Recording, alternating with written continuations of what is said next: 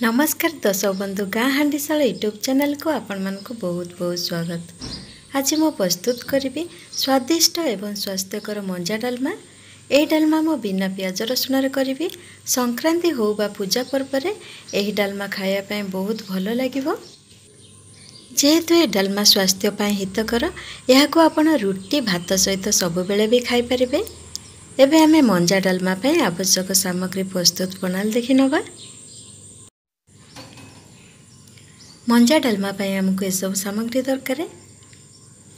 से मो मंजा को छोट छोट काटी धोईकी नहीं ये मंजा डालमा कले छोट छोट करी काटिबे। स्वाद अनुसार लुण हल्दी गुंड तेजपत्र हरड़ डाली अध कप को ये मो भिजेकी रखी। परिवार मु सब सामग्री नहीं बैगण सारू आलू गाजर फूलकोबी बोईतालु नहीं। ए परिवा भितर पाखरे जो परिवा थिबो सेई परिवा भी नहीं पारिबे।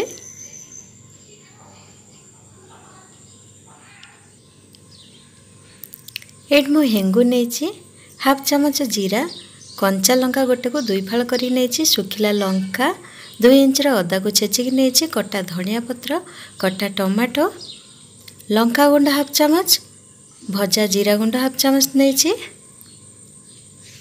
एबे तो आवश्यक सामग्री देखने वर्तमान प्रस्तुत प्रणाली देखि नबा। प्रथमे गैस ऑन करी प्रेशर बसैबा से 1.5 ग्लास पानी देदवा। पानी को एबे गरम होबा पे दबा।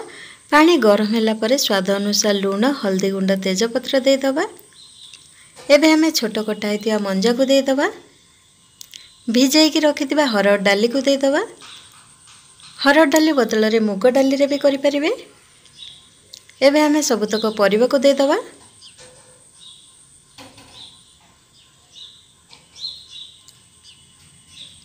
परिवा दे सारला परे एबे हमें गोळेई नबा। एबे हमें प्रेशर रो घोड़नी दे दबा 2टा सीटी दे दबा ए सब परिवा सिजिया पे।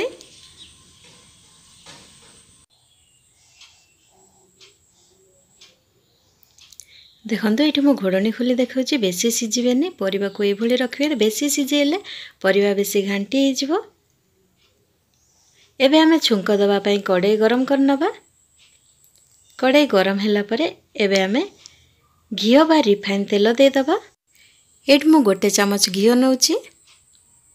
घी गरम होला परे जीरा सुखिला लंका कंचा लंका को दे दबा। एबे हमें अदा को दे दबा।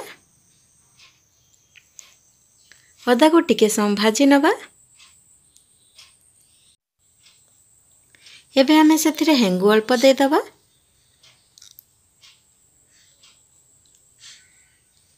एबे हमें काटिकी रखिथिबा टमाट को दे दबा। टमाट को एबे हमें कसी नबा। देखंतु टमाटो इठी मेल्ट हे आसलानी। एबे हमें सिजेकी रखिथिबा डालमा को दे दबा।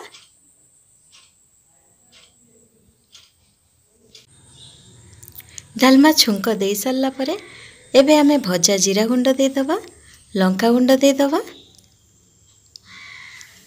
एबे हमें गोळेई नबा 2 रु 3 मिनिट पर्यंत डालमा को फुटेई नबा। देखंतु एठी मो 2-3 मिनिट पर्यंत घोड़नी दे डालमा को फुटेई नउची। 2-3 मिनिट परे एबे हमें घोड़नी खोली देखिबा। एबे तो हमारा डालमा आई आसलानी। एबे हमें कटा धनिया पत्र दे दबा। गैस बंद कर नबा। जो माने कार्तिक मार्गशीर मास गुरुवार करचंती प्याज रसुण खाउ नांती ए डालमा को नियाते ट्राई करंतु। जदि आपण मानको ए मंजा डालमा रेसिपी भलो लागि थाए लाइक करंतु। फ्रेंड्स फैमिली सहित अधिक रु अधिक शेयर करंतु। कमेंट सेक्शन को जाई आपनकर मतामत जणांतु ए डालमा आपनको केमती लागिला।